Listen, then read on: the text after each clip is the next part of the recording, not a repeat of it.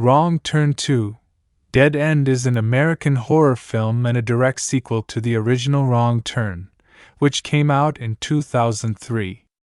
The original film was directed by Rob Schmidt and followed a group of young people who became stranded in the remote forests of West Virginia, where they were hunted down by a trio of hideously deformed, flesh-eating mountain men known as Three Finger, Sawtooth, and One Eye. That film was a solid, well-received slasher that introduced audiences to one of the most visually distinctive cannibal families in modern horror history. Wrong Turn 2: Dead End was produced by 20th Century Fox Home Entertainment and Constantine Film. It was a direct-to-video production, meaning it bypassed a wide theatrical release entirely and went straight to the DVD market. This was a very common and commercially smart distribution strategy for horror sequels in the mid-2000s. The home video market was still enormously profitable at that time, and studios could produce these films at modest budgets while still generating significant revenue from DVD sales and rentals worldwide. Despite being a home video release, the production quality of Wrong Turn 2 is genuinely impressive. The film does not feel cheap or rushed. The practical makeup effects are outstanding, the cinematography is atmospheric and professional, and the direction is confident and energetic. It stands as one of the best direct-to-video horror films of its entire decade, and that is not a title it holds by accident. The film was primarily shot on location in British Columbia, Canada, specifically in and around the dense forests near Vancouver. The thick, overgrown woodland environment of that region was the perfect stand-in for the remote West Virginia backwoods setting of the story. The forest feels genuinely oppressive and isolating on screen, the kind of place where getting lost means never being found, and where civilization feels like it belongs to a completely different world. The screenplay was written by Turi Meyer and Al Septien, two writers who made a deliberate and intelligent creative choice at the center of their story. Rather than following a generic group of lost hikers, they set their film inside a reality television production. This was a culturally sharp and timely decision. In the mid-2000s, reality television was at the absolute peak of its cultural dominance. Shows like Survivor, Fear Factor, The Amazing Race, and countless others were pulling massive ratings and occupying a huge space in the public consciousness. Meyer and Septien used that cultural backdrop to create something that felt fresh, satirical, and genuinely clever within the framework of the slasher genre. The film opens with a scene that immediately tells you this movie means business. A young actress named Kimberly is driving through a remote West Virginia highway when she is suddenly confronted by one of the mutant cannibals on the road. Before she even has time to process what is happening, she is brutally killed in one of the most shocking opening sequences in recent horror memory. It is a cold, ruthless opening that sets the tone perfectly. Nobody is safe, and the film is not going to ease you in gently. From there, we are introduced to the central premise. A reality television show called Apocalypse, Population Zero is being filmed deep in the West Virginia wilderness. The show is built around a post-apocalyptic survival premise, where contestants compete in various challenges across a decommissioned paper mill and the surrounding forest.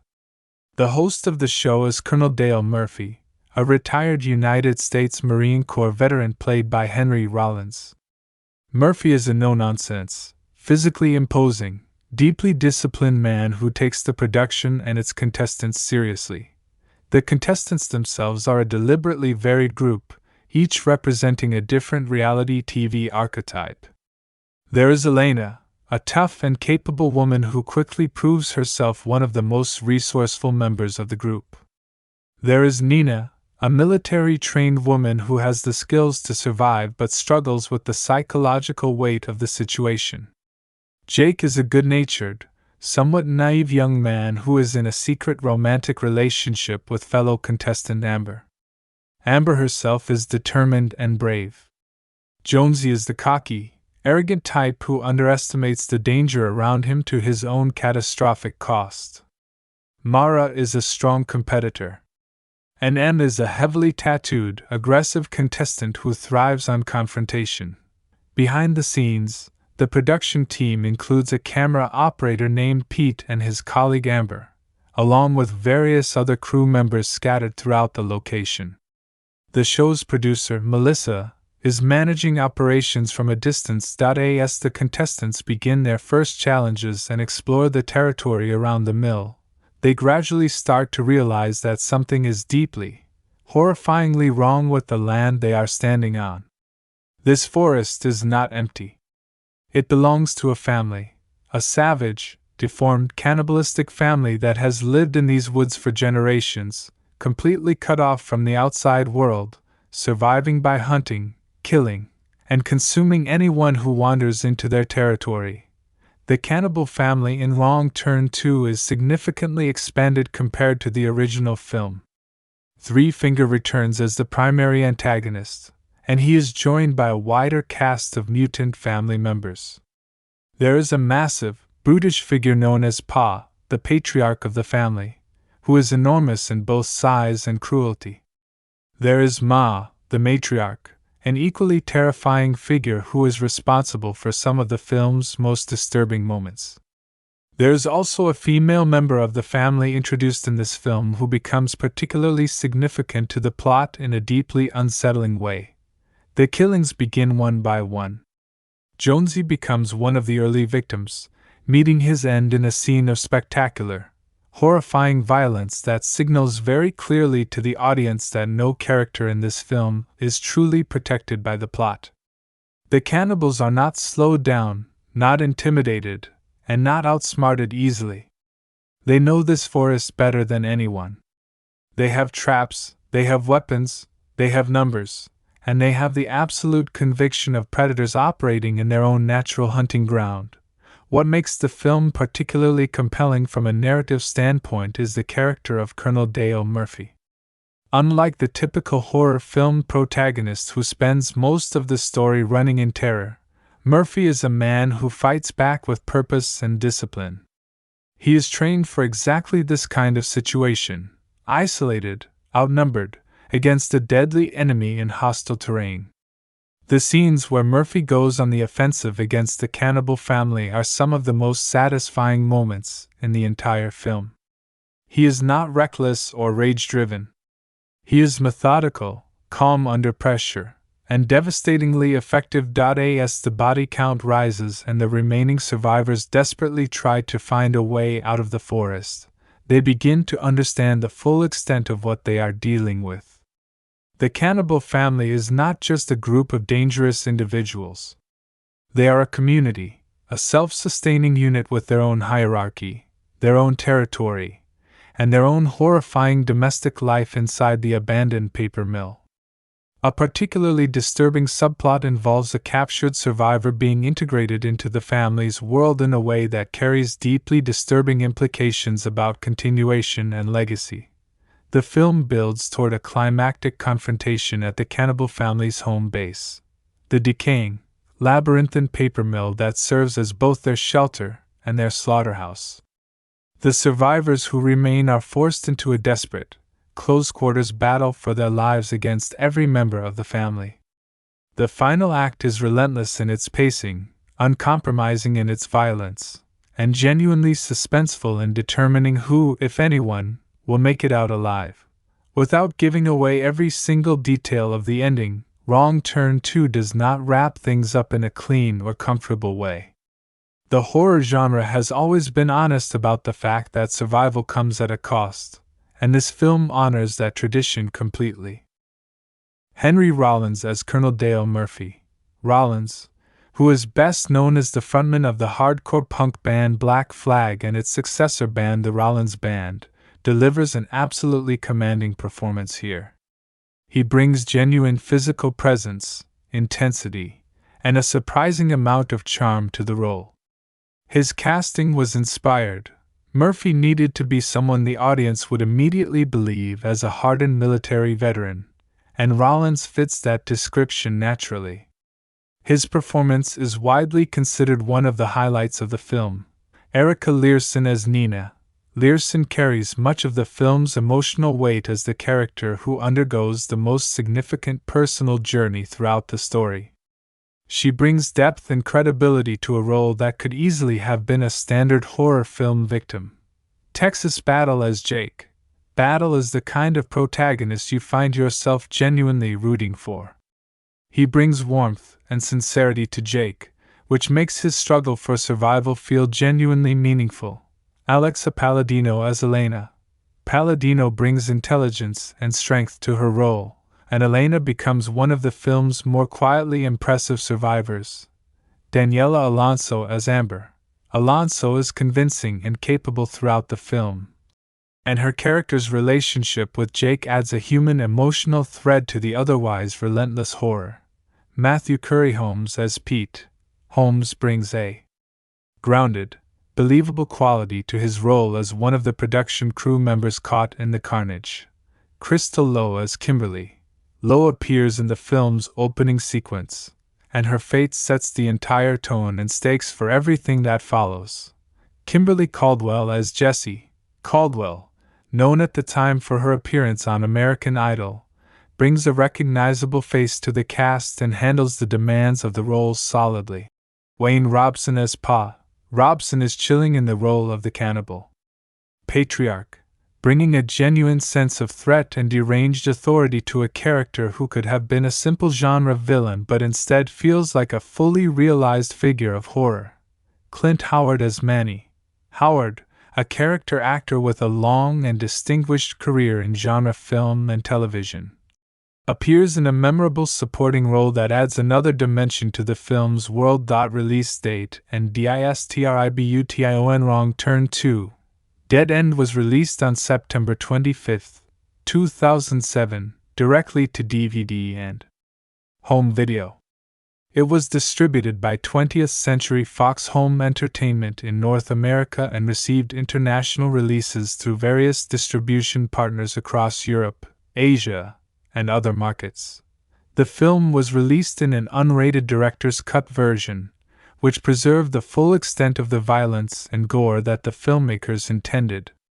This was an important distinction for horror fans, who were used to theatrical releases being trimmed or edited for rating purposes. The unrated version of Wrong Turn 2 delivers everything the filmmakers originally envisioned without compromise. The DVD release was commercially successful, and the film quickly built a strong reputation among horror fans through word of mouth. Online horror communities in 2007 were significantly smaller than they are today, but the enthusiasm for this film spread rapidly. It was regularly praised for its practical effects, its energetic direction, its surprisingly strong performances, and its willingness to be genuinely brutal without feeling gratuitous or empty. Trailer and promotional material. The promotional campaign for Wrong Turn 2 leaned heavily into the film's connection to the original and its direct-to-video identity. The trailer featured rapid-fire cuts of the film's most intense sequences, showcasing the cannibal family, the forest setting, the reality TV premise, and brief glimpses of the extraordinary practical gore effects. Henry Rollins was prominently featured in the marketing material, as his casting was a significant selling point for both horror fans and fans of his music career. The trailer did exactly what a good horror trailer needs to do. It communicated the tone, the setting, and the level of intensity without giving away the specific deaths or major plot turns. It successfully positioned the film as something that was going to exceed expectations for a direct-to-video sequel, and for most viewers who went in with those expectations, the film delivered and then some. Legacy and impact. Wrong Turn 2. Dead End is now considered a landmark in the direct-to-video horror genre and one of the finest horror sequels of the 2000s. It successfully expanded the mythology of the Wrong Turn universe while also standing as a completely entertaining and terrifying film in its own right. Joe Lynch's direction demonstrated a confident, knowledgeable hand that would have been impressive for any director, let alone someone making their feature debut. The film spawned 4 additional sequels: Wrong Turn 3, Left for Dead in 2009, Wrong Turn 4, Bloody Beginnings in 2011, Wrong Turn 5, Bloodlines in 2012, and Wrong Turn 6, Last Resort in 2014. In 2021, a completely reimagined reboot of the franchise was released simply titled Wrong Turn, which took the series in a different thematic direction while retaining the core idea of isolated wilderness horror. Henry Rollins' performance as Colonel Dale Murphy remains one of the most beloved aspects of the film and is frequently cited as one of the best portrayals of a horror protagonist in the entire direct-to-video era. His presence elevated the material and gave the film a credibility and weight that horror sequels rarely achieve. The practical gore effects in Wrong Turn 2 are still discussed and admired today. In an era when CGI was increasingly replacing practical effects even in low-budget productions, this film doubled down on real physical effects, prosthetics, and makeup work. The results are visceral, memorable, and hold up significantly better than the CGI-heavy effects that were common in films of the same period. Final THOUGHTS Wrong Turn 2. Dead End is everything a horror sequel should be. It respects the original while boldly going further in every direction: more ambition in the storytelling, more creativity in the kills, more depth in the characters, and more nerve in its willingness to put every single person in danger at every single moment. If you have never seen this film and you consider yourself a horror fan, you owe it to yourself to experience it. If you have already seen it, then you already know exactly what this film means to the genre. This is not a movie that apologizes for what it is. It is a savage, intelligent, brilliantly crafted piece of horror filmmaking from a director who clearly loved the genre and a cast that committed fully to the material. Wrong Turn 2. Dead End earns its place among the great horror films of the 2000s, theatrical release or not. Wrong Turn 2. Dead End, 2007, complete storied opening. A deadly introduction. The film wastes absolutely no time in establishing what kind of movie it is going to be. The very first scene drops the audience into the middle of danger with no warning and no comfort.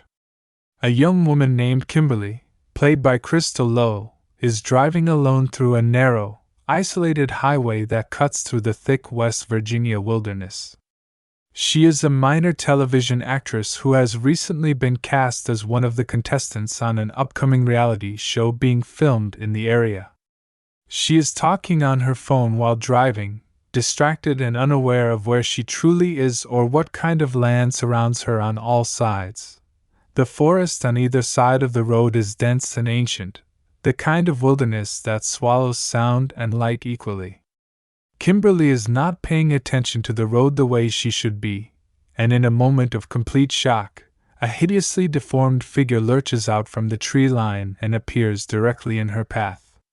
She swerves violently to avoid hitting it, loses control of her car, and ends up stopped on the side of the road, shaking and terrified but physically unharmed. She gets out of the car to check the damage, looking around the empty road with no idea of what just appeared in front of her. Then the creature approaches her from behind. It is Three Finger, one of the inbred cannibal mutants who inhabits these woods. He is grotesque, scarred, and completely without mercy. What happens next is one of the most shocking opening kills in the entire Wrong Turn franchise. Three Finger does not simply kill Kimberly. He tears her apart with savage, animalistic brutality, and in one of the film's most infamous moments, he literally rips her body in half. The image is extraordinary in its gore and its audacity. The film is telling its audience in the very clearest possible terms that there are no rules here, there is no safety net, and there will be absolutely no mercy shown to anyone who crosses paths with what lives in these woods. The opening credits roll over this carnage, and by the time they finish, The audience knows exactly what kind of film they have signed up for. The setup, apocalypse. Population Zero. The story then shifts to introduce the central premise. A reality television production company has descended on a remote, long-abandoned paper mill deep in the West Virginia wilderness. The show is called Apocalypse, Population Zero, and the concept is built around a post-apocalyptic survival scenario. The contestants are dropped into this environment and forced to compete in various physical and psychological challenges while being filmed around the clock. The last person standing wins a significant cash prize. The host and commanding presence of the entire production is Colonel Dale Murphy, a retired United States Marine Corps officer with decades of combat experience behind him. Murphy is played by Henry Rollins, and from his very first scene it is immediately clear that he is not like any other reality show host you have ever seen. He is built like a weapon. He moves with the quiet, controlled confidence of someone who has been in genuinely dangerous situations and survived them through discipline, training, and sheer force of will. He takes the show seriously, he takes the contestants seriously, and he approaches the entire production with the same focused intensity he once applied to military operations. Murphy is not simply a performer reading lines off a cue card. He is a man who believes in pushing people to their absolute limits because he knows that limits are usually an illusion. He respects strength and despises weakness, but he is not cruel about it. He is the kind of leader who demands the best from the people around him because he genuinely believes they are capable of it. His presence on the show is meant to intimidate and motivate simultaneously, and in both departments he succeeds completely. The production team is also introduced at this stage. There is Melissa, the show's producer, who manages the overall logistics of the production. There are camera operators and technical crew members scattered throughout the location, including Pete, who will become a significant figure in the story as things begin to deteriorate. The entire operation has the organized, controlled feeling of a professional television production, equipment everywhere, schedules to keep, roles clearly defined. For now, everything feels manageable and structured. That feeling will not last long. The contestants, who the ARE6 contestants have been selected to compete on Apocalypse, Population Zero, and the film takes care to introduce each of them as distinct individuals rather than interchangeable victims. This is one of the film's genuine strengths. The contestants feel like actual people before the horror begins, which makes what happens to them carry real weight. Nina is perhaps the most psychologically complex contestant of the group. She has a military background and possesses skills and training that set her apart from the others. However, beneath her composed exterior there is a woman who carries a great deal of internal conflict. She is not entirely comfortable in her own skin, not entirely sure what she is looking for by appearing on a show like this. Her relationship with Murphy becomes one of the film's subtle emotional threads, built on a shared understanding of military discipline and the particular kind of loneliness that comes from a life built around service and sacrifice. Elena is sharp, capable, and quietly tough.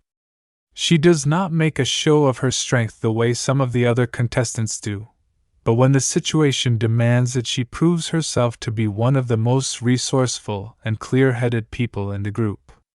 She has good instincts, and she trusts them, which in a horror scenario is often the difference between living and dying. Jake is warm, genuine, and good-natured in a way that feels completely authentic rather than performed. He is not trying to be the alpha of the group or prove anything to anyone. He is there to compete, but he is also the kind of person who genuinely cares about the people around him. His secret romantic relationship with fellow contestant Amber gives him an emotional anchor and a reason to fight that goes beyond simple self-preservation. Amber is Jake's girlfriend, though their relationship is meant to be kept private from the production. She is strong-willed and determined, the kind of person who does not wait to be rescued. Her bond with Jake is genuine and tender, and it provides one of the few moments of real human warmth in a film that is otherwise relentlessly bleak. Jonesy is the loud, arrogant, self-promoting type who is absolutely convinced that this show was built for someone exactly like him. He is cocky in the way that only someone who has never truly faced danger can be cocky, with complete confidence and absolutely no basis for it. He makes noise, he tries to dominate the group dynamic, and he underestimates everything and everyone around him. In a horror film, this is a character type that exists to be corrected in the most brutal way possible, and Wrong Turn 2 does not disappoint on that front. Mara rounds out the contestant group as another strong female presence. She is competitive and capable and brings her own energy to the group dynamic. The first signs, something ISWRONG. The production begins smoothly enough.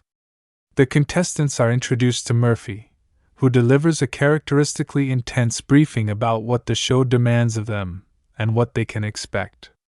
The challenges begin, the cameras roll, and for a brief period the film has the feeling of an actual reality television production, edited, lively, and full of personality conflicts and competitive energy. But underneath all of that manufactured drama, the forest is watching. The first signs that something is genuinely wrong begin subtly. A camera positioned in the forest to capture outdoor footage picks up something that is not meant to be there. A shape moves at the edge of the frame, too large and too deliberate to be an animal. Someone on the production crew mentions finding strange markings on trees near the perimeter of the filming area. A contestant exploring one of the outer boundaries of the location notices that something has been left near the tree line, bones, arranged in a pattern that suggests neither accident nor wildlife. Nobody wants to say it out loud yet. There is a television production to run, a schedule to keep, and the rational mind does not immediately jump to the darkest possible conclusion. These are the kind of signs that are easy to dismiss in daylight, surrounded by crew members and camera equipment. They are the kind of signs that become impossible to ignore once the sun goes down.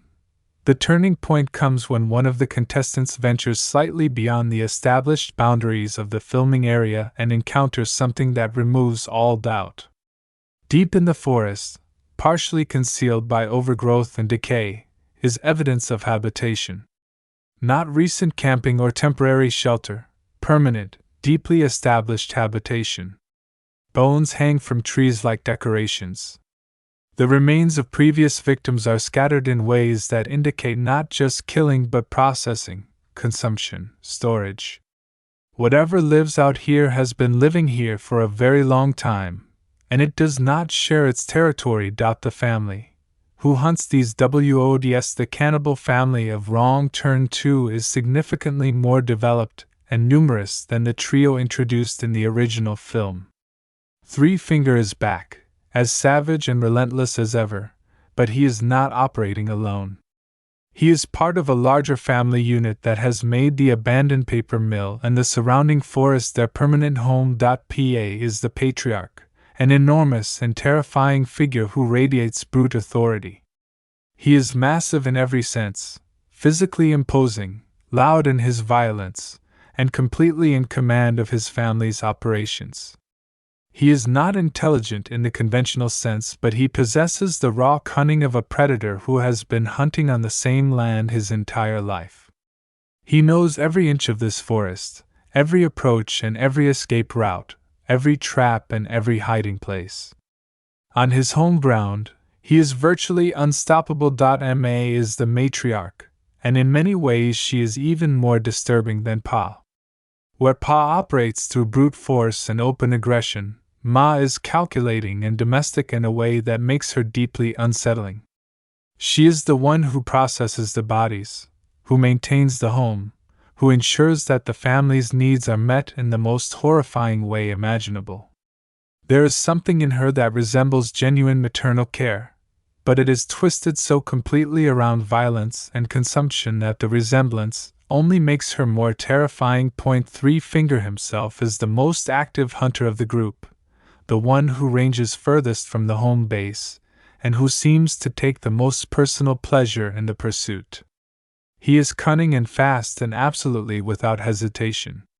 He communicates through a series of clicks and guttural sounds, and while he cannot speak in any conventional sense, his intelligence as a hunter is undeniable.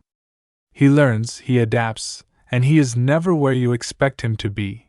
The family also includes younger members, deformed offspring who have grown up in total isolation from the outside world.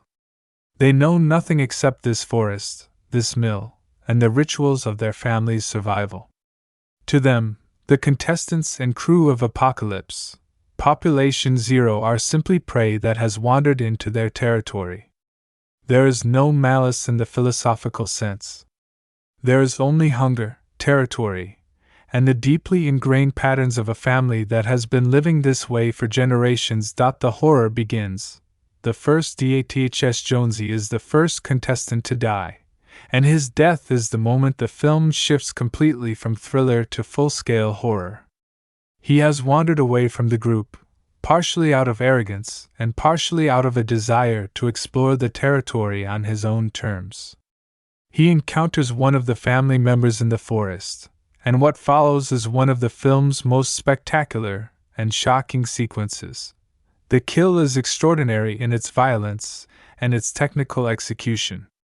The practical effects team clearly put enormous effort into this sequence, and the result is a death scene that is both horrifying and genuinely impressive from a filmmaking standpoint.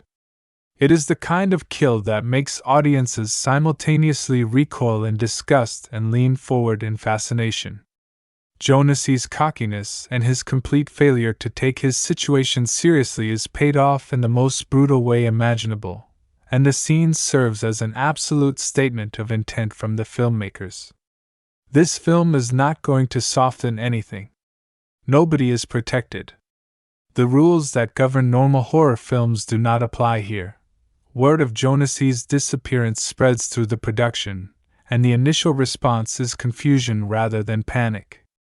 People are still trying to explain his absence in rational terms. He wandered off, he is ignoring his radio, he is trying to cause drama for the cameras. Murphy, however, is not the kind of man who settles for comfortable explanations. His instincts tell him that something is genuinely wrong, and he begins taking the situation seriously long before anyone else is willing to. The production crew begins to experience their own horrors. Pete, one of the camera operators, ventures into the forest to retrieve equipment and finds himself face to face with one of the family members. His encounter ends in violence, and the fact that even the behind-the-scenes crew are being targeted makes it horrifyingly clear that the family is not discriminating. Everyone on this land is prey. There are no exceptions. As the reality of the situation becomes undeniable, the remaining cast and crew begin to fracture. The carefully maintained structure of the television production collapses entirely. Nobody is thinking about challenges or cameras or prize money anymore.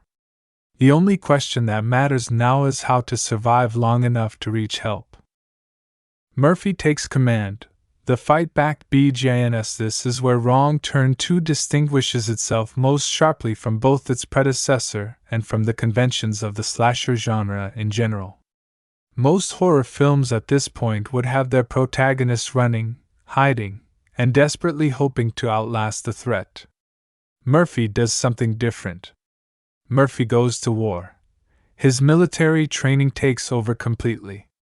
He assesses the situation with the calm, analytical precision of someone who has operated in hostile environments against deadly enemies. He knows they are outnumbered on unfamiliar ground against an enemy that has every territorial advantage. He knows that panicking or running blindly will get people killed faster.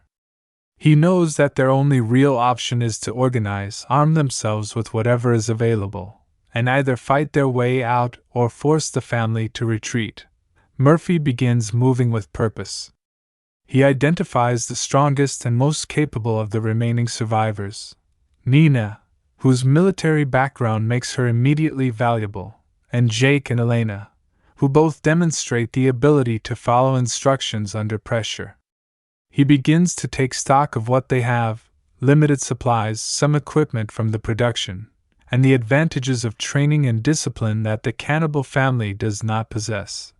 The scenes of Murphy preparing for combat are some of the most satisfying in the film. Rollins plays these moments with complete conviction, and there is a genuine sense that this is a man who is not simply a character in a horror film, but an actual trained soldier applying real skills to a real threat. He does not make speeches. He does not reassure people with false comfort. He tells them what to do, explains why, and expects them to keep up. Nina proves to be his most capable ally. Her own training means she can absorb Murphy's instructions quickly and execute them effectively, and their dynamic, two soldiers from different generations responding to a crisis with discipline and focus, becomes one of the film's most compelling threads. There is respect between them that is earned rather than given, and it develops naturally through the shared pressure of their situation. The paper mill. Inside the family's world, as the surviving members of the production are hunted through the forest, some of them are driven toward the old paper mill that serves as the cannibal family's home base. What they find inside the mill is almost worse than the violence outside, because it forces them to understand the full scale of what they are dealing with. The interior of the mill is horrifying in its domesticity. The family has made this place into a genuine home, their version of one, filtered through generations of complete isolation and savage survival. There are areas that serve as storage for the bodies and remains of previous victims, processed and preserved in ways that make the stomach turn. There are living spaces decorated in the family's own terrible aesthetic, with bones and remnants arranged in patterns that suggest not just practicality but something resembling ritual. Most disturbing of all is the evidence of the family's continuity. This is not a temporary hideout or a random gathering of violent individuals. This is a family home that has been occupied and maintained across multiple generations. Children have been born here, raised here, and trained here in the only way of life they have ever known.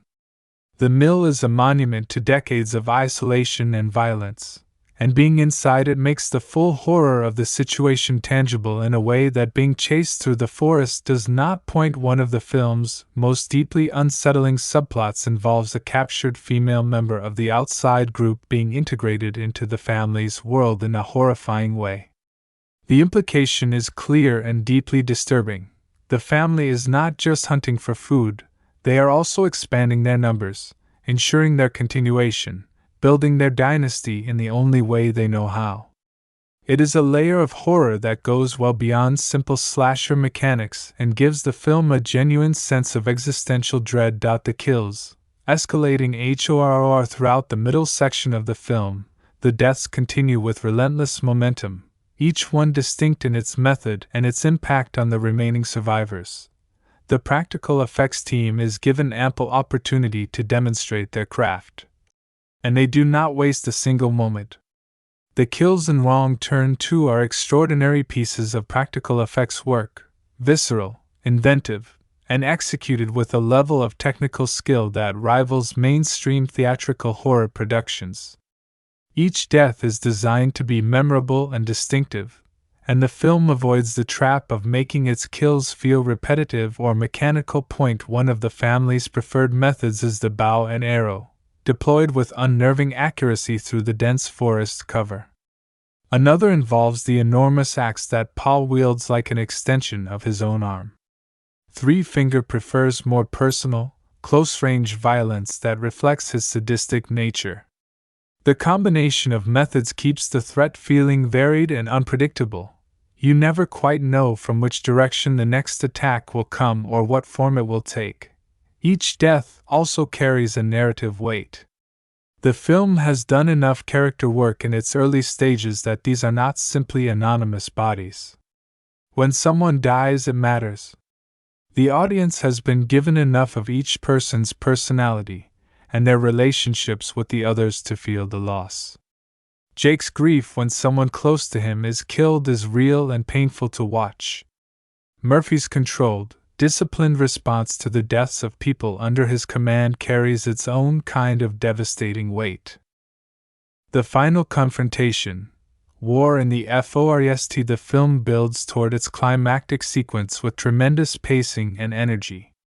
By the time the final act begins, the remaining survivors have been stripped of everything except their will to live and whatever weapons they have managed to acquire. Murphy has transitioned from television host to full combat mode, and the shift is electrifying. The final confrontation is not a clean, neat resolution.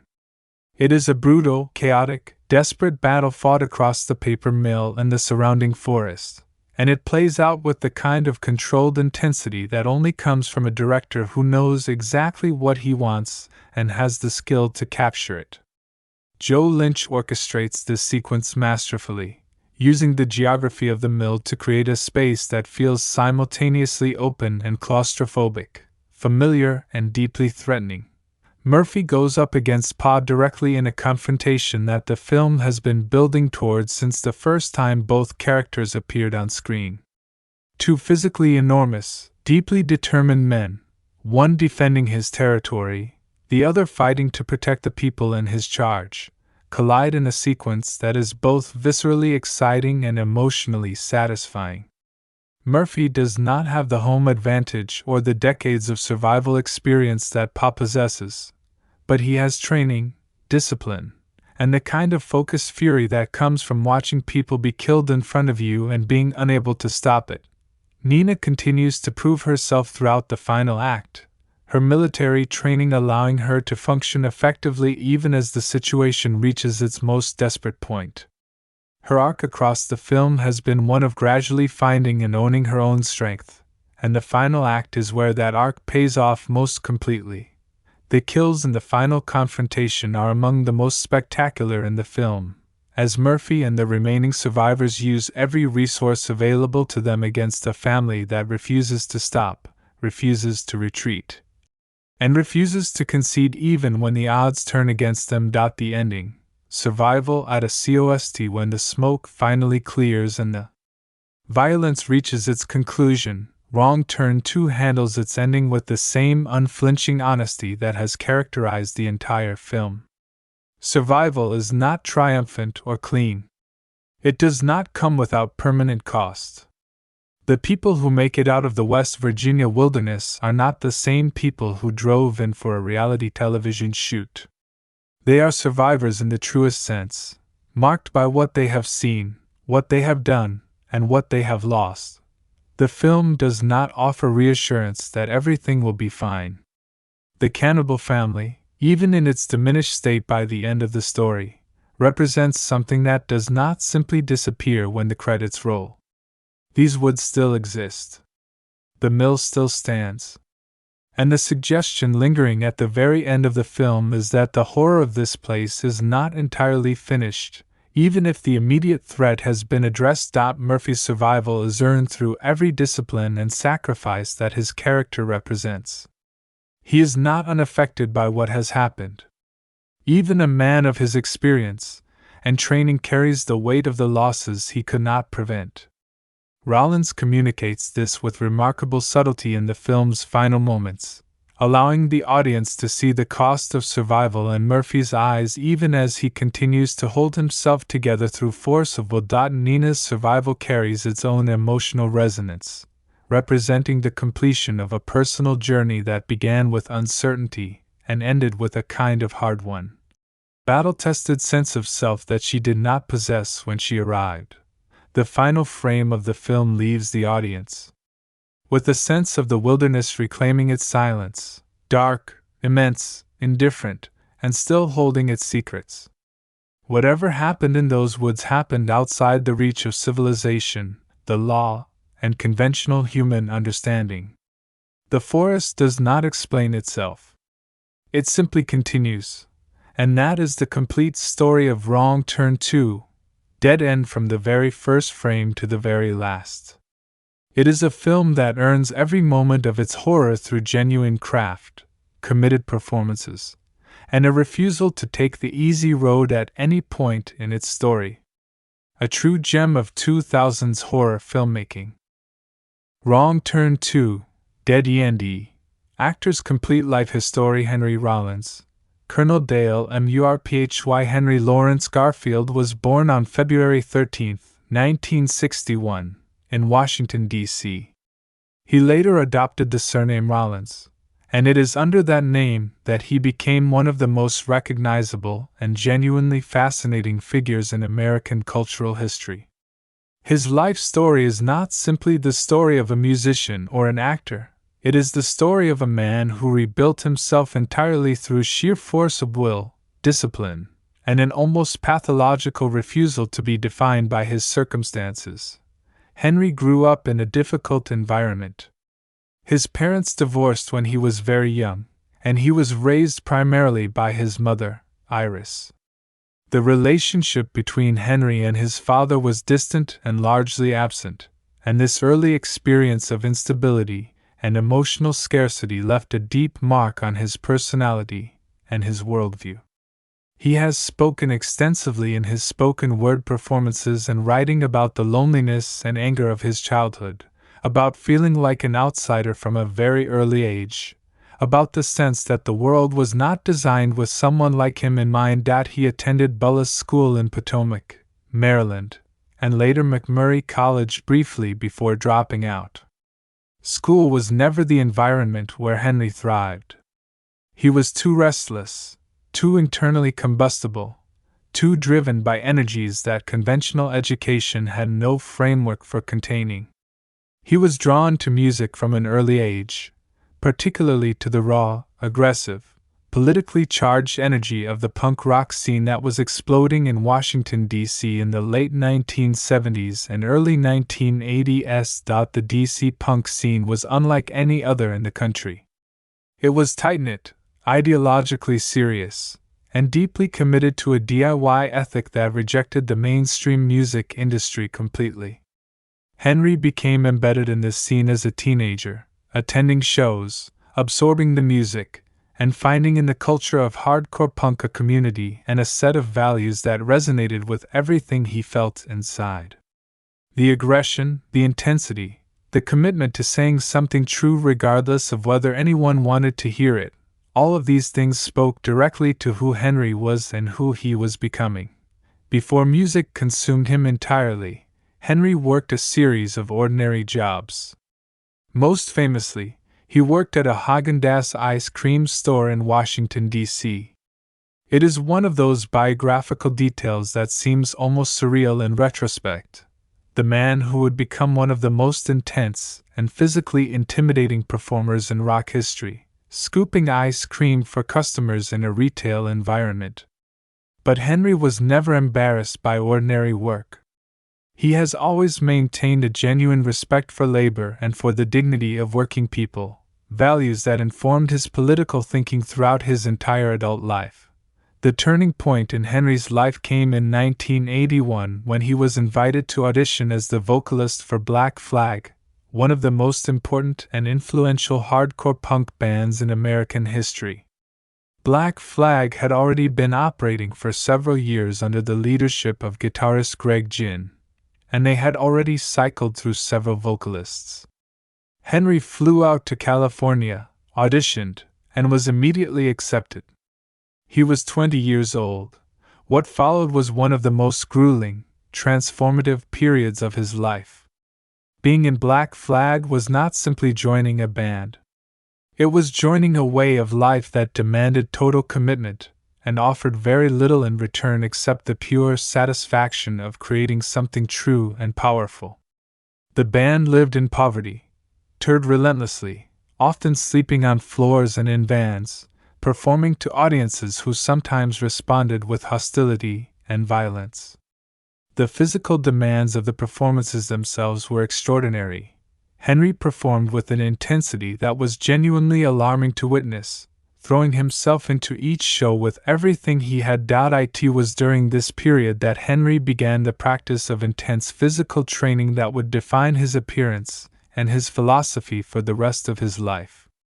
Weight training became his discipline, his meditation, and his armor against the chaos and difficulty of his circumstances. He approached the gym with the same total commitment he brought to performing, and the results were transformative. The physical Henry Rollins that audiences and fans recognize, massively built, covered in tattoos, projecting an almost intimidating physical presence, was built deliberately, brick by brick, rep by rep, over years of dedicated work. Black Flag produced some of the most important records in the history of American underground music during the years Henry was their vocalist. Albums like Damaged, My War, Slip It In, Loose Nut, and In My Head are cornerstones of the hardcore punk genre and continue to influence musicians across virtually every genre of rock music to this day. Henry's vocal style, raw, ferocious, alternating between screaming aggression and a lower, more menacing spoken delivery, was perfectly suited to the material and became enormously influential in its own right. Black Flag broke up in 1986, and rather than treating the end as a setback, Henry immediately formed the Rollins Band, a new group that allowed him to explore a broader musical territory. The Rollins Band moved between hardcore punk, funk, spoken word, and hard rock, and it developed a devoted following both in the underground and eventually in the mainstream. The album Wait, released in 1994, brought Henry to his widest audience yet, with the single Liar receiving significant radio and MTV airplay during the grunge era when heavy, intense music was experiencing a commercial breakthrough. Throughout all of this, Henry was also developing a parallel career as a spoken word performer and writer. He began performing spoken word shows, essentially one-man theatrical performances built around storytelling, political commentary, humor, and personal reflection, and discovered that this format suited him as naturally as music did. His spoken word tours became legendary for their length and intensity. Henry would routinely perform for 3, 4, even 5 hours without intermission, talking about his life, his travels, politics, books, music, and the human condition with a combination of passion, intelligence, and dark humor that made audiences feel like they were receiving something genuinely valuable. His literary output grew alongside his performing career. He founded his own publishing company, February 13, 61 Publications, and used it to release his own writing as well as work by other authors he respected. He wrote about his experiences in Black Flag, about his travels, about his political views, about grief and loss and the struggle to be a decent human being in a world that makes decency difficult. His books developed a devoted readership and established him as a genuinely serious writer rather than simply a musician who happened to publish. Henry's acting career began in the 1990s with a series of roles that took advantage of his physical presence and natural intensity. He appeared in films and television shows including Heat, Johnny Mnemonic, Lost Highway, and The Chase. He had a recurring role in the Sons of Anarchy television series, which introduced him to a new generation of fans. His television work also included a long-running talk show on IFC called The Henry Rollins Show, where he interviewed musicians, filmmakers, activists, and intellectuals with the genuine curiosity and depth of preparation that distinguished the program from conventional celebrity chat shows. Black Flag produced some of the most important records in the history of American underground music during the years Henry was their vocalist. Albums like Damaged, My War, Slip It In, Loose Nut, and In My Head are cornerstones of the hardcore punk genre and continue to influence musicians across virtually every genre of rock music to this day. Henry's vocal style, raw, ferocious, alternating between screaming aggression and a lower, more menacing spoken delivery, was perfectly suited to the material and became enormously influential in its own right. Black Flag broke up in 1986, and rather than treating the end as a setback, Henry immediately formed the Rollins Band, a new group that allowed him to explore a broader musical territory. The Rollins band moved between hardcore punk, funk, spoken word, and hard rock, and it developed a devoted following both in the underground and eventually in the mainstream. The album Wait, released in 1994, brought Henry to his widest audience yet, with the single Liar receiving significant radio and MTV airplay during the grunge era when heavy, intense music was experiencing a commercial breakthrough. Throughout all of this, Henry was also developing a parallel career as a spoken word performer and writer. He began performing spoken word shows, essentially one-man theatrical performances built around storytelling, political commentary, humor, and personal reflection, and discovered that this format suited him as naturally as music did. His spoken word tours became legendary for their length and intensity.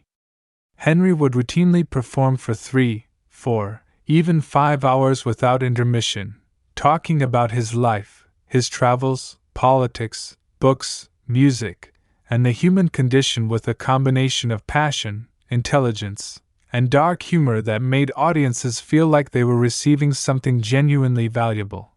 His literary output grew alongside his performing career. He founded his own publishing company, February 13, 61 Publications, and used it to release his own writing as well as work by other authors he respected. He wrote about his experiences in Black Flag, about his travels, about his political views, about grief and loss and the struggle to be a decent human being in a world that makes decency difficult. His books developed a devoted readership and established him as a genuinely serious writer rather than simply a musician who happened to publish. Henry's acting career began in the 1990s with a series of roles that took advantage of his physical presence and natural intensity. He appeared in films and television shows including Heat, Johnny Mnemonic, Lost Highway, and The Chase. He had a recurring role in the Sons of Anarchy television series, which introduced him to a new generation of fans. His television work also included a long-running talk show on IFC called The Henry Rollins Show, where he interviewed musicians, filmmakers, activists, and intellectuals with a genuine curiosity and depth of preparation that distinguished the program from conventional celebrity chat shows. Wrong Turn 2. Dead End came along at a point in his career when he had already demonstrated his acting capabilities across multiple projects. The role of Colonel Dale Murphy was almost perfectly tailored to who Henry Rollins actually is, a physically imposing, intensely disciplined, deeply serious man with genuine military-adjacent values and an absolute refusal to be intimidated by anything. He brought authenticity to Murphy that no purely trained actor could have manufactured, because the core of Murphy's character, the discipline, the toughness, the quiet authority, was simply Henry himself. His political activism has been a consistent and deeply serious part of his life throughout his entire adult career. He has been an outspoken advocate for veterans' rights, for LGBTQ equality, for mental health awareness, and against racism, religious extremism, and political corruption of every variety. He has traveled extensively throughout the world, to conflict zones, developing nations, and remote communities, and used those experiences to inform a worldview that is simultaneously deeply compassionate and completely intolerant of cruelty and injustice. Henry Rollins remains active today as a writer, performer, actor, and cultural commentator. He has never stopped, never slowed down, and never compromised the fundamental intensity that has defined every aspect of his public and private life since he was a teenager in Washington, D.C. searching for something true. Erica Learson, N.I.N. Erica Learson was born on February 14, 1976, in New York. She grew up in a household where the arts were valued and encouraged, and her interest in performance developed early. She pursued her passion for acting through formal training and built her early career through a combination of stage work, independent film, and gradually escalating television and mainstream film appearances. Erica first came to widespread attention through her role in the film Book of Shadows, Blair Witch 2, released in 2000. This was the sequel to the massively successful Blair Witch Project, one of the most profitable horror films ever made relative to its budget, and starring in the sequel immediately placed Erica in front of a large, genre-passionate audience. The film itself received a mixed critical reception, but Erica's performance was noted as one of its stronger elements, and it established her presence in the horror genre in a meaningful way.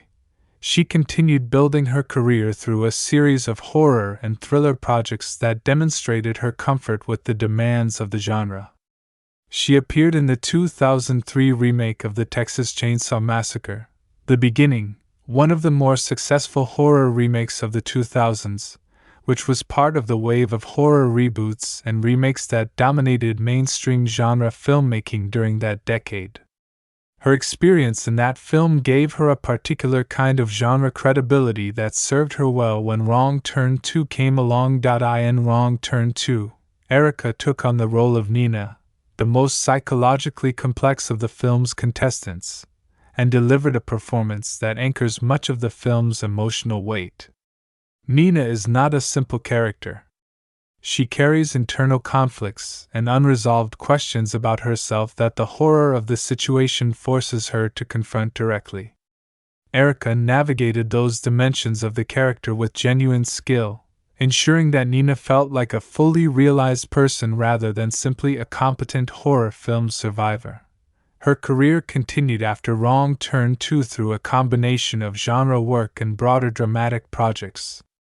She has demonstrated throughout her career a genuine commitment to her craft and a willingness to take on challenging material, and her work in the horror genre in particular has given her a devoted following among fans of the form. Texas Battle.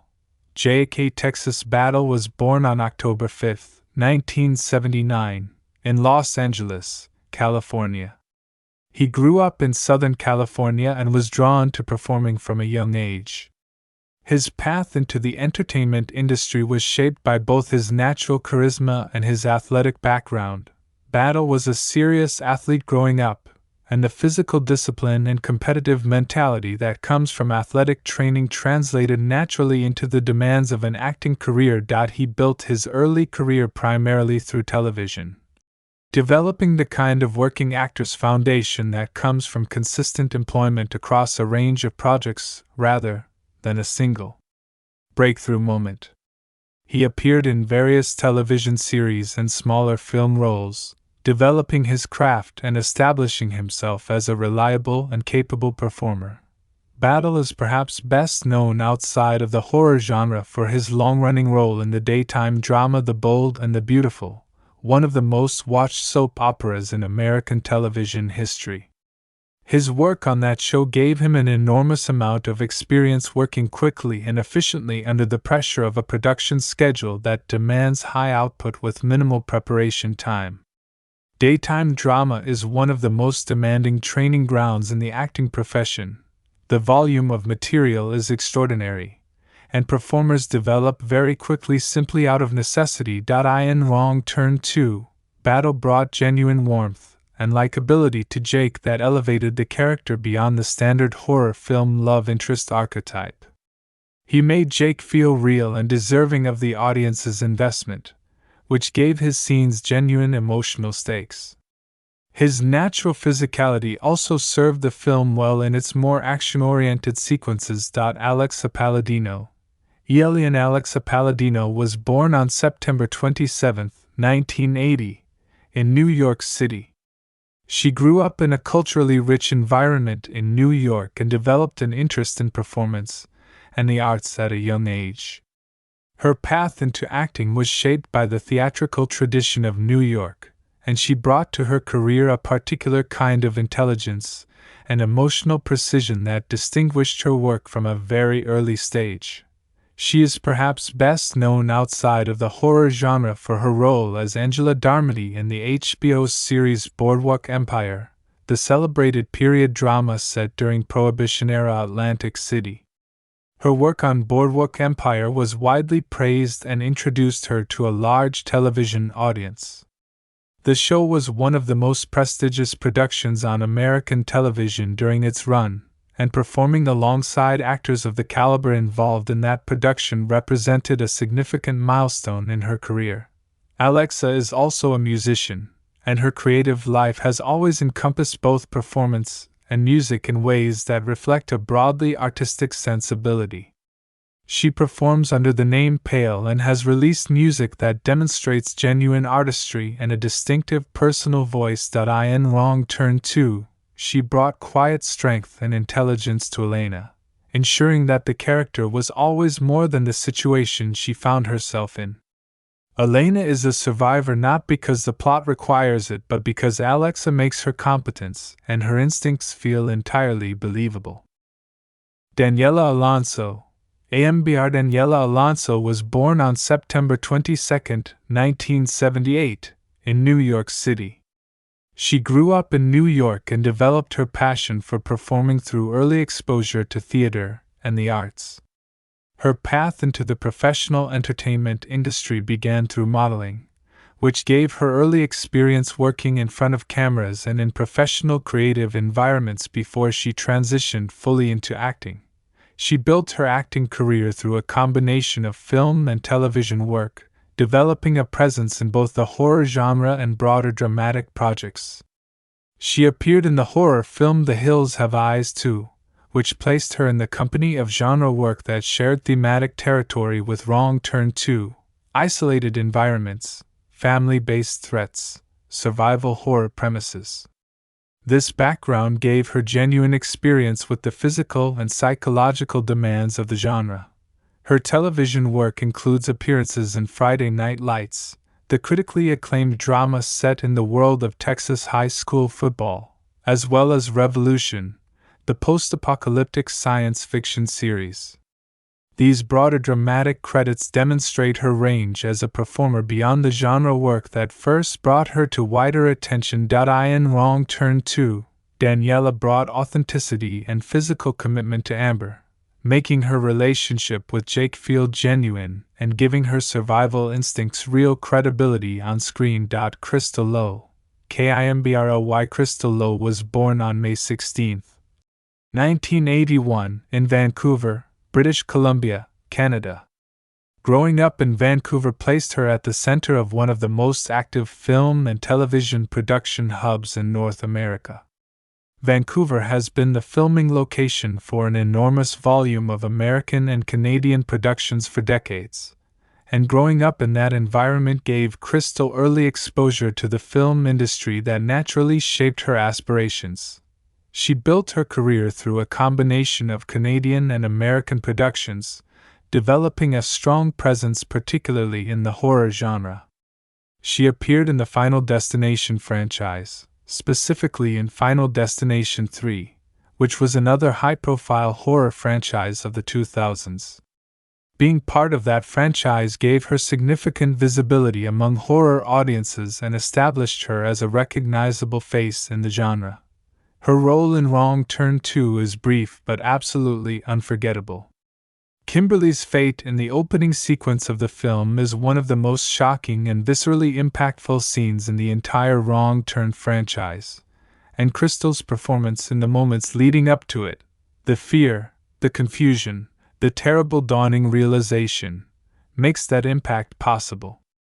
A lesser performance in those opening minutes would have diminished the entire scene, but Crystal commits completely and the result is one of the most memorable opening kills in 2000's horror. Her career has continued in Canadian and American productions across film and television, and she remains a recognizable and respected figure in horror genre circles. Matthew Curry Holmes. P.T. Matthew Curry Holmes was born on October 3, 1980, in Vancouver, British Columbia, Canada. Like Crystal Lowe, he grew up in Vancouver's thriving film production environment, which gave him natural access to the industry from an early age. He trained as an actor and developed his career primarily through Canadian productions before expanding into American projects. His career spans both film and television, and he has demonstrated a particular skill for playing grounded, believable characters, the kind of people whose reactions under pressure feel real rather than performed. This quality makes him particularly effective in genre work, where the credibility of the human response to extraordinary circumstances is essential to maintaining the audience's engagement. In Wrong Turn 2, his portrayal of Pete grounds the production crew's side of the story and gives the film an additional perspective on the unfolding horror beyond the contestants themselves. Wayne Robson. Wayne Robson was born on March 18, 1946, in Hamilton, Ontario, Canada, and passed away on April 28, 2011. His life in the entertainment industry was long, distinguished, and remarkably varied. He spent decades building a career that encompassed theater, film, and television, and he became one of the most respected character actors in Canadian film and television history. He studied acting formally and brought a genuine theatrical foundation to every role he undertook. His work in Canadian theatre was extensive, and gave him the kind of technical grounding that allows a performer to disappear into a character completely regardless of the demands of the material. He appeared in a wide range of productions throughout his career, from comedy to drama to horror, and in each genre he demonstrated complete command of his craft. In Canadian television, he is perhaps best remembered for his role in The Beachcombers, a long-running and beloved Canadian family drama series that aired from 1972 to 1990. His work on that series made him a recognizable and beloved figure to generations of Canadian television viewers, and it represents just one strand of a career that spanned an enormous range of material. His role as Pa in Wrong Turn 2 required him to submerge himself completely in a character that is physically and psychologically removed from almost any other role in his career. Pa is monstrous in every sense, physically enormous in the way the character is conceived, brutal in his methods, and completely alien in his worldview. Robson brought a genuine menace and authority to the role that made Pa feel like a real and terrifying patriarch rather than simply a costume and makeup. It is a testament to his skill as a character actor that he could move from the warmth of his Canadian television work to the absolute darkness of this role without any scene showing. Wayne Robson passed away in 2011 following a stroke. His contribution to Canadian performing arts was enormous, and his work across his entire career remains a testament to the value of craft, commitment, and genuine love for the work of acting. Clint Howard, MANNY. Clint Howard was born on April 20, 1959, in Burbank, California. He is the younger brother of Ron Howard, one of the most successful directors in Hollywood history, and the son of Rance Howard, a character actor who worked steadily in Hollywood for decades. Growing up in a family so deeply embedded in the entertainment industry meant that Clint's exposure to film and television began almost at birth. He began his acting career as a child, appearing in his very first television role at just 2 years old in an episode of The Andy Griffith Show, the enormously popular sitcom in which his brother Ron played Opie Taylor. This early beginning launched a career in child acting that was impressive in its own right. He appeared regularly in television and film throughout his childhood, building an impressive resume before he had even reached adolescence. His most significant childhood role was as Mark in the television series Gentleman, which aired from 1967 to 1969. The show centered on a boy and his pet bear and was a considerable success with family audiences. Clint's performance was warm, natural, and completely convincing, and the show gave him his first taste of genuine starring role visibility. As Clint transitioned into adult roles, his career took a direction that distinguished him from the conventional paths available to former child actors. His distinctive appearance, unconventional by Hollywood standards in ways that he has always embraced rather than resisted, led him naturally toward character work and genre films. He became one of the most prolific character actors in the horror and cult film genres, appearing in an extraordinary number of films across his career that collectively represent a kind of alternative history of American genre cinema. His working relationship with his brother Ron Howard has produced some of his most memorable roles.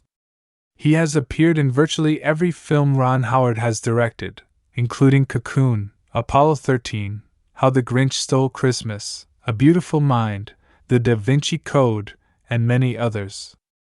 These cameos and supporting roles have become a beloved tradition that fans of Ron Howard's work have come to expect and celebrate. In the horror genre specifically, Clint Howard has appeared in an almost uncountable number of films spanning decades of production.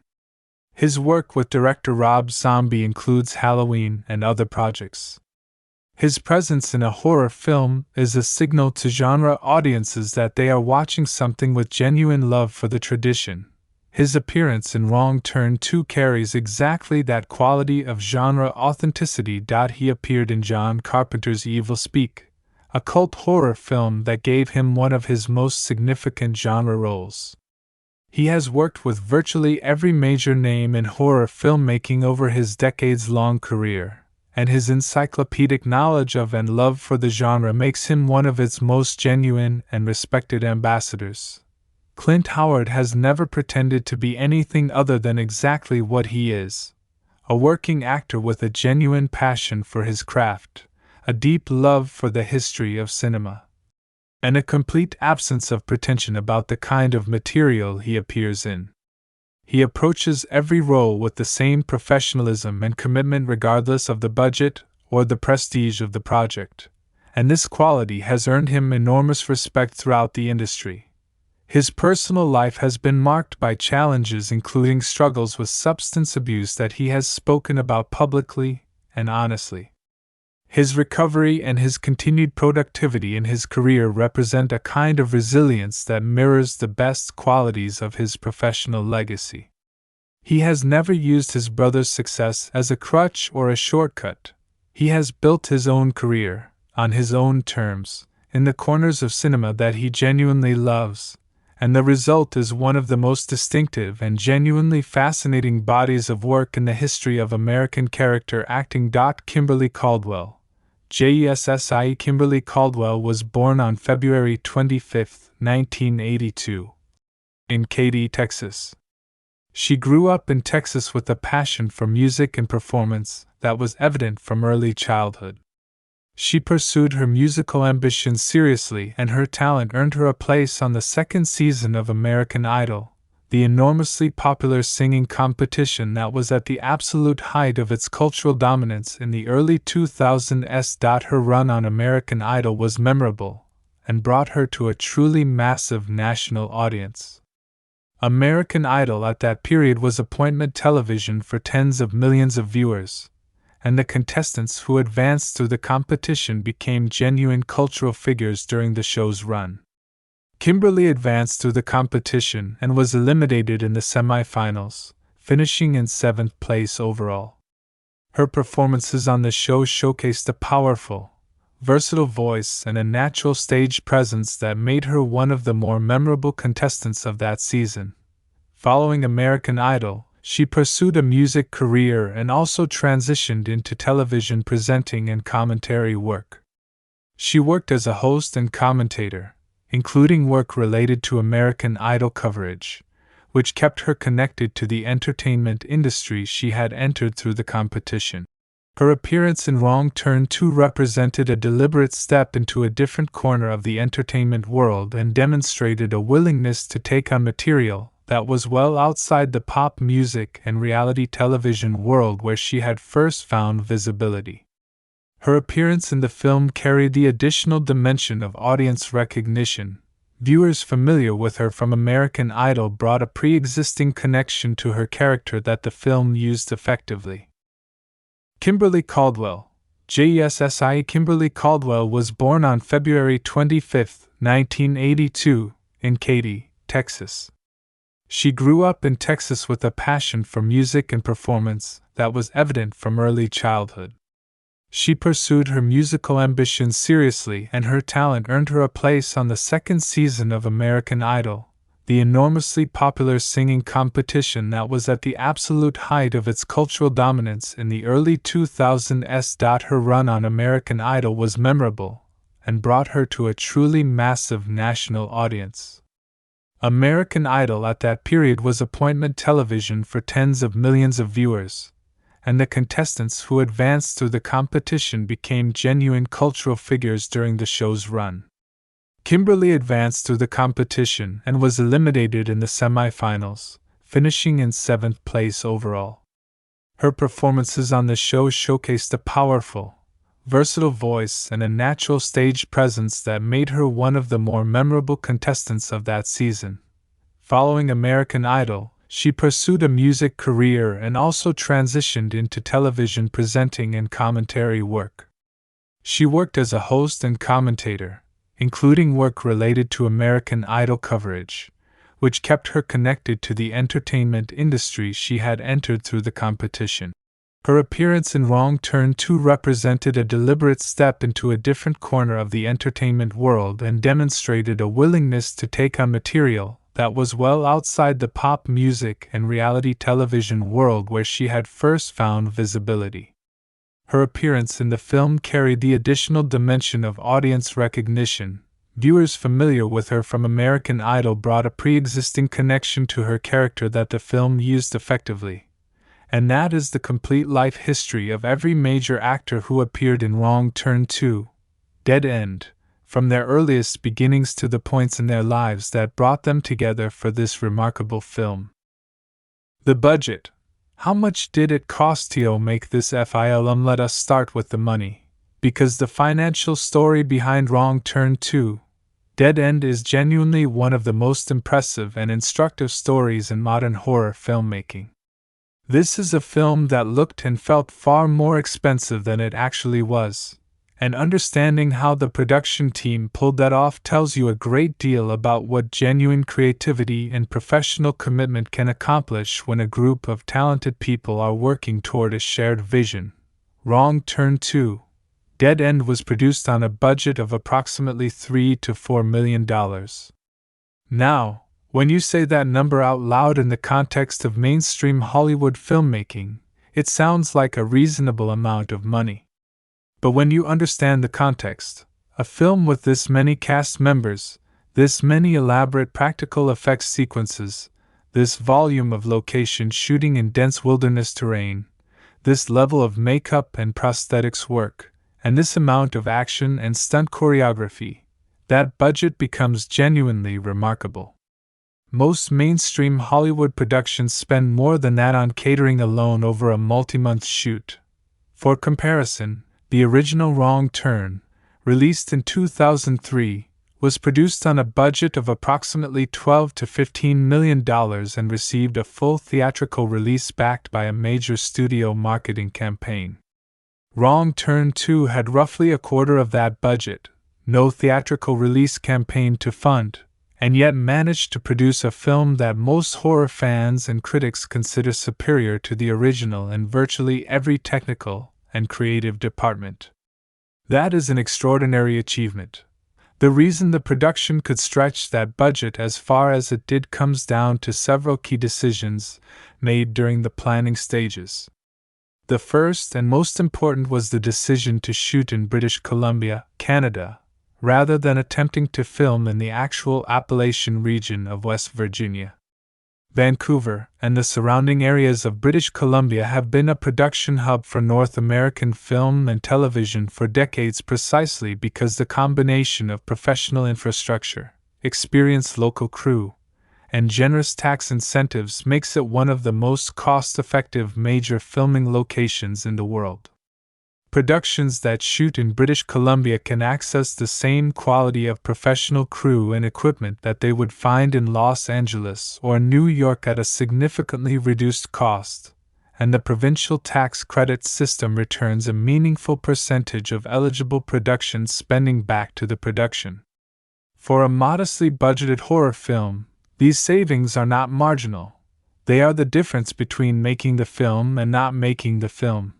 The second major budgetary decision was the commitment to practical effects over digital visual effects. This might seem counterintuitive from a cost perspective. Surely computers are cheaper than physical prosthetics, blood rigs, and mechanical props. In fact, for the kind of extreme gore and body horror that Wrong Turn 2 required, high-quality CGI would have been significantly more expensive than the practical approach. Quality CGI work in 2007 was enormously labor-intensive, and therefore enormously expensive, and the results in low to medium budget productions of that era were notoriously inconsistent. The practical effects team hired for Wrong Turn 2 were experienced professionals who could deliver extraordinary results within their budget, and the fact that those results have aged so much better than comparable CGI work from the same period proves that the decision was correct on every level. The third major factor was the tight, efficient shooting schedule. The production moved quickly and deliberately, maximizing the use of every shooting day and avoiding the kind of waste and delay that inflates budgets on larger productions. Director Joe Lynch was meticulous in his preparation, arriving on set knowing exactly what he needed from every scene and communicating that clarity to his cast and crew. When a director knows precisely what he wants, the production moves faster, and when the production moves faster, the budget goes further. The cast was assembled at rates consistent with direct-to-video production standards, which are significantly lower than theatrical film rates. However, it is worth noting that the casting itself represented genuine value for money in ways that go beyond simple dollar figures. Henry Rollins, the biggest name in the cast, brought an authenticity and a marketability to the production that his salary alone cannot fully quantify. His presence in the marketing materials, the trailers, the DVD cover, the promotional interviews, gave the film a credibility and visibility that a less distinctive lead would not have provided. When horror fans saw Henry Rollins on the cover of a horror film, they paid attention in a way they simply would not have for an unknown face. The abandoned paper mill that serves as the central location in the film was found and secured as a practical location, which meant the production team was working with a real, existing structure rather than building an expensive set from scratch.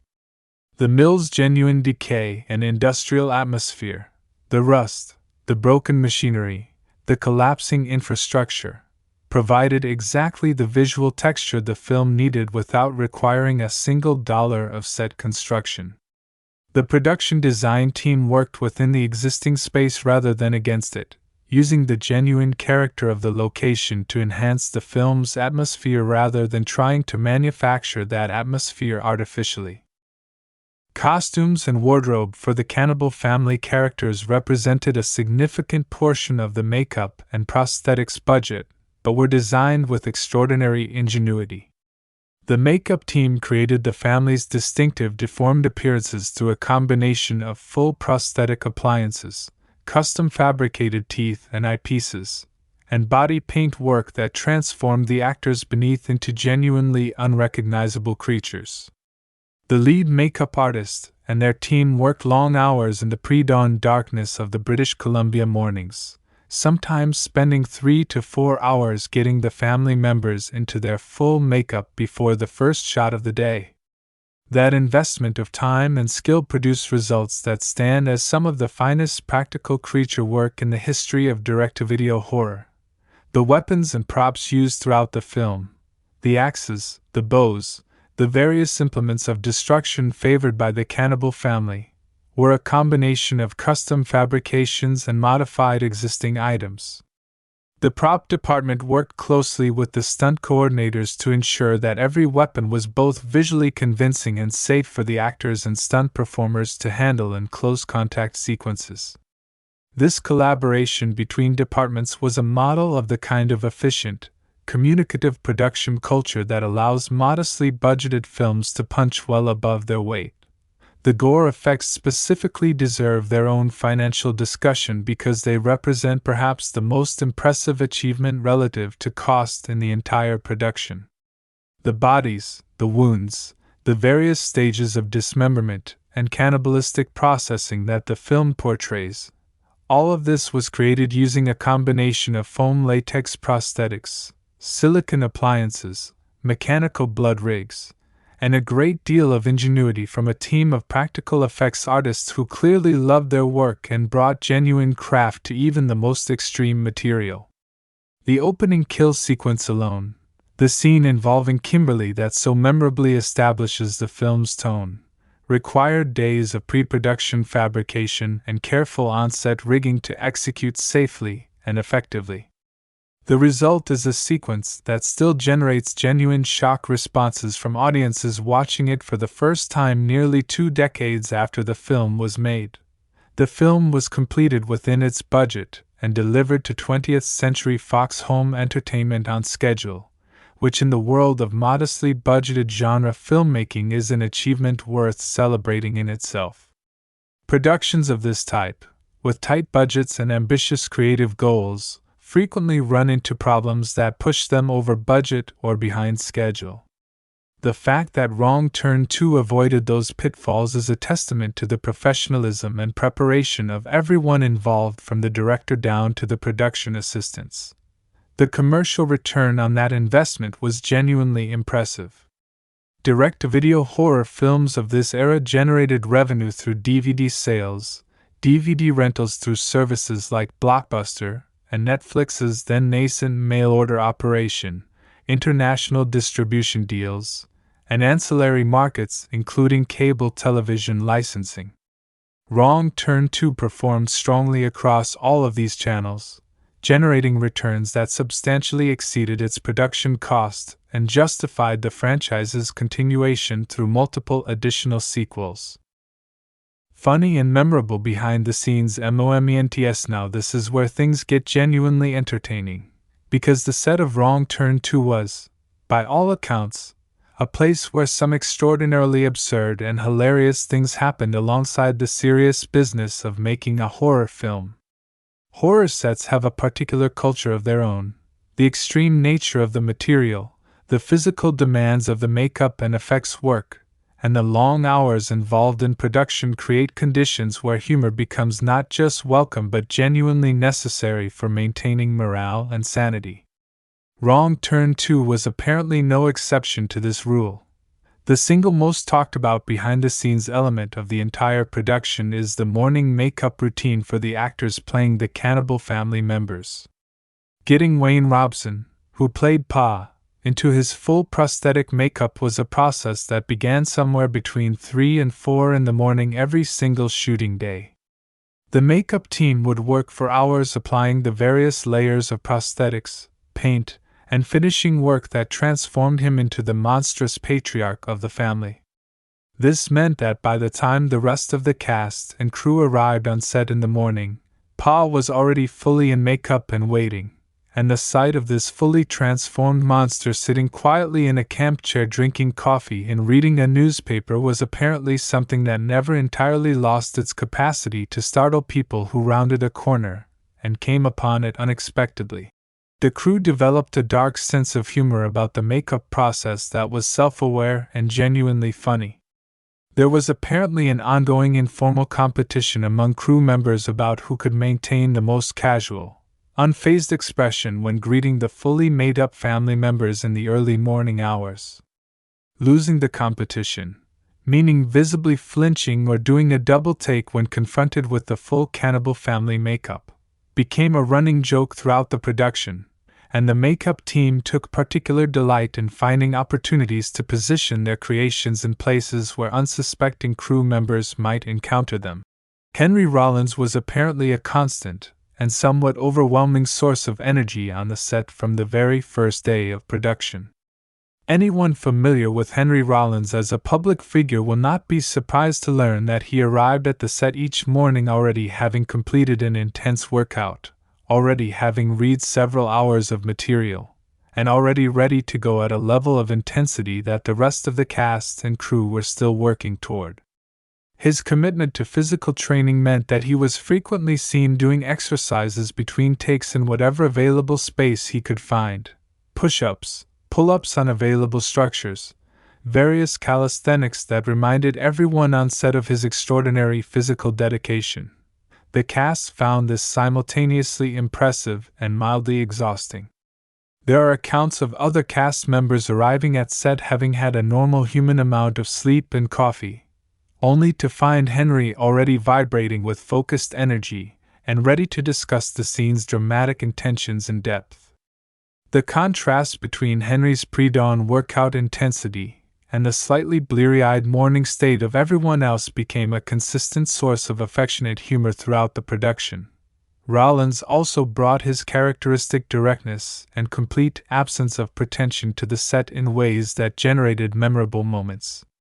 He is known as someone who does not tolerate unnecessary delays or inefficiency, and his reactions when things on set did not move as quickly as he felt they should were apparently a source of entertainment for the crew, delivered with the same focused intensity he brings to everything.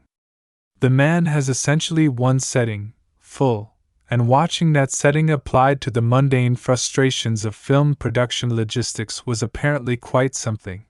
The practical gore effects sequences generated their own extensive library of behind-the-scenes comedy. The people responsible for operating the blood rigs and managing the practical gore effects on a film of this type face a unique professional challenge.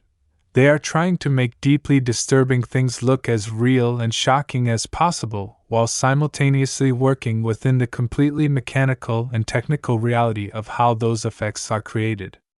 The gap between the horror of what appears on screen and the absurdity of how it is actually produced is enormous, and the crew working on Wrong Turn 2 were apparently very aware of that gap and very willing to find humor in it.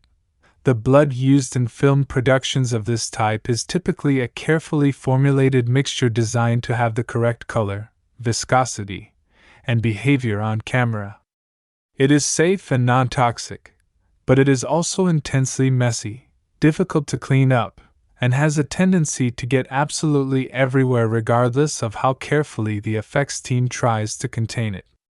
By the midpoint of the production, various members of the cast and crew had developed the resigned look of people who have simply accepted that they are going to spend the next several weeks finding fake blood in places that fake blood has absolutely no business being: in their hair, in their coffee, on their phone screens, in their shoes. There were apparently several incidents during the filming of the more extreme gore sequences where the blood rigs behaved in ways that were substantially more dramatic than intended, resulting in cast and crew members being thoroughly drenched in ways that went well beyond the requirements of the shot. The reactions to these incidents, the resigned sighs, the disbelieving expressions, the careful inspection of personal belongings for blood contamination, became a recurring theme of set life that the crew found endlessly funny in retrospect if not necessarily in the immediate moment. Filming in the British Columbia forest presented its own category of production challenges and comedy.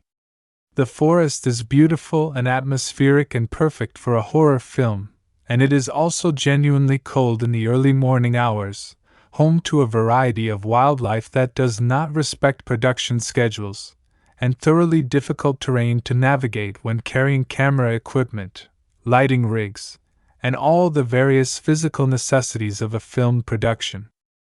The wildlife encounters during the shoot were apparently numerous and memorable. British Columbia is home to a robust population of various animals that have limited interest in the schedules and concerns of film productions, and the experience of trying to set up a carefully composed horror scene only to have an entirely indifferent deer wander through the shot, or a bird land on a piece of equipment at a critical moment, or various forest creatures make noises during takes that required complete quiet. All of this generated a running catalog of frustrated and funny stories that the cast and crew accumulated over the weeks of outdoor shooting. The cast members who were in their full cannibal family makeup would sometimes have particularly striking effects on the local wildlife they encountered in the forest. The sight and smell of full prosthetic makeup and fake blood apparently registered as genuinely alarming to various forest animals, which occasionally made navigating the outdoor locations in full costume an interesting experience for everyone involved. Joe Lynch, the director, was apparently known throughout the production for his habit of demonstrating exactly what he wanted from actors during a scene by performing it himself first. This is the directing style that some filmmakers use effectively, and Lynch apparently threw himself into these demonstrations with complete commitment regardless of how physically demanding or undignified they were. The image of the director flinging himself around the forest or the mill set to demonstrate the precise quality of movement or reaction he wanted from an actor was apparently both instructive and genuinely entertaining for anyone watching from the sidelines. Lynch's enthusiasm for the material he was working with was infectious throughout the production.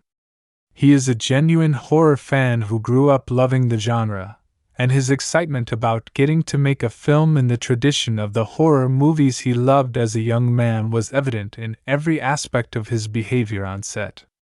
When a particularly effective shot came together exactly as he had envisioned it, his reaction was apparently one of genuine, undisguised joy that communicated itself to everyone around him and raised the energy of the entire set.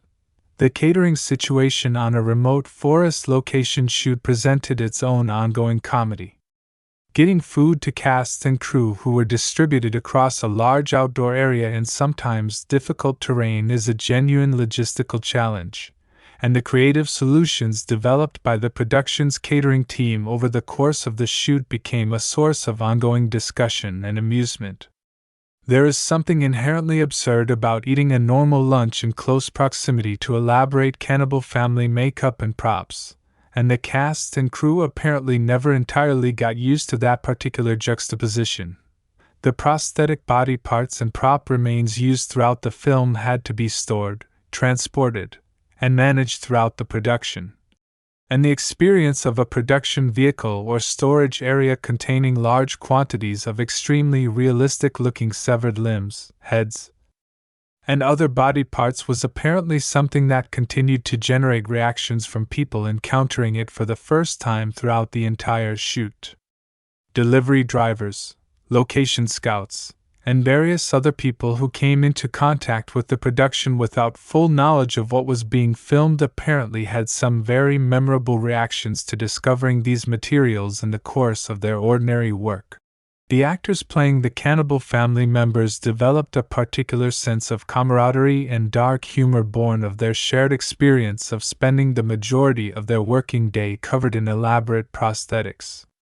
The physical discomfort of wearing full face and body prosthetics for extended periods, the heat, the restricted movement, the reduced sensory experience, is genuinely challenging. And coping with that challenge through humor is one of the most common and effective strategies that actors in physically demanding makeup situations develop. There were apparently ongoing informal competitions and jokes among the family members about who had the most uncomfortable or restrictive element of their makeup, who had achieved the most disturbing reaction from an unsuspecting crew member, and who had managed to accomplish the most mundane, everyday tasks while in full cannibal family prosthetics. The idea of attempting to eat lunch, make a phone call, or read a script while wearing the full makeup and costume of an inbred cannibal mutant is inherently somewhat funny, and the cast leaned into that absurdity rather than fighting it. Henry Rollins apparently had a very specific and systematic approach to learning his lines that became something of a legend on the set. His spoken word career has given him an extraordinary capacity for memorization and performance under pressure, and the sheer volume and reliability of his preparation was apparently both impressive and slightly intimidating to the other cast members. There are accounts of script run-throughs where Rollins would deliver his lines with such precision and intensity that it temporarily raised the stakes for everyone else in the room in ways that were simultaneously motivating and mildly terrifying. The stunt work throughout the film generated its own collection of memorable stories. The stunt coordinators and stunt performers who worked on Wrong Turn 2 were experienced professionals, but the specific demands of this film, the terrain, the practical effects elements involved in many of the action sequences, the physical requirements of the cannibal family's movement style, meant that there was always something genuinely challenging being attempted. The relationship between the stunt team and the practical effects team required constant communication and coordination, and the occasional miscommunication or unexpected interaction between these two departments was a source of both professional problem-solving and after-hours storytelling. What emerges from the collective picture of the Wrong Turn 2 set is the portrait of a production that was working very hard at very demanding material with limited resources, and finding in that challenge a genuine sense of creative joy and collective purpose. The humor that developed on set was not the humor of people going through the motions of a purely commercial exercise. It was the humor of people who were genuinely engaged with what they were doing and who found in the shared difficulty of their situation a reason to laugh together rather than complain separately. Joe Lynch has spoken in the years since the film's release about his experience making it with genuine warmth and obvious nostalgia. For him, Wrong Turn 2 was the realization of a dream, the opportunity to make a real horror film in the tradition of the genre he grew up loving, and the joy of that experience clearly permeated the entire production from the first day of shooting to the last. The film that resulted from all of those early mornings, fake blood mishaps, prosthetic marathon sessions, wildlife interruptions, and general organized chaos of low-budget genre filmmaking is a testament to what genuine passion and professionalism can produce when they are given room to work together. Wrong Turn 2, Dead End did not have the resources of a mainstream Hollywood production. What it had instead was something more valuable. A group of creative professionals who genuinely cared about what they were making and who found a way to make something extraordinary within the very real limitations of what they had to work with. That, perhaps more than any specific story of a blood rig malfunction or a deer wandering into a shot, is the real behind-the-scenes story of Wrong Turn 2, Dead End. And it is a story that every aspiring filmmaker and every genuine film lover should find genuinely inspiring. If you enjoyed this deep dive into the production and behind-the-scenes world of Wrong Turn 2, please take a second to hit that like button right now. It genuinely helps this channel reach more people who love horror cinema as deeply as we do here. Share this video with anyone in your life who loves film history, behind-the-scenes stories, or just great horror content. And if you are not already subscribed, hit that subscribe button and ring the notification bell so you never miss a single upload. We have got a lot more content like this coming your way. Drop a comment below and let me know what behind-the-scenes production story surprised you the most. See you in the next one. And that right there is everything. That is the full story, the full breakdown, the full picture. Every detail laid out from beginning to end the way this channel was built to do it. This is what Cinematic Movie Insider is here for. Not surface level. Not quick takes. Not 30-second summaries that leave you with more questions than answers. We go all the way in, every single time, because you deserve content that actually respects your intelligence and your passion for cinema. If you made it to this exact moment in the video, you are not a casual viewer. You are the real thing.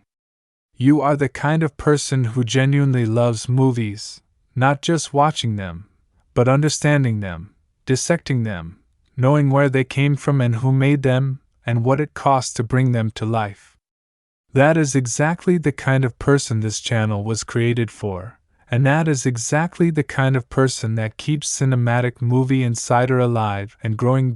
So here is what I need from you right now before you do anything else. Hit that like button. Right now, before you scroll, before you click away, before you do anything else. That single tap or click costs you absolutely nothing, and it means everything to a channel like this one. The algorithm that decides who gets to see this content is built entirely around engagement signals. And every like tells that algorithm that what we are doing here is worth showing to more people. More likes means more reach. More reach means more people discovering this channel. More people discovering this channel means this community grows, and a bigger community means we can go even deeper, even longer, even more detailed on the content you love. It is a direct chain of cause and effect, and you are the first link in it. Next, share this video.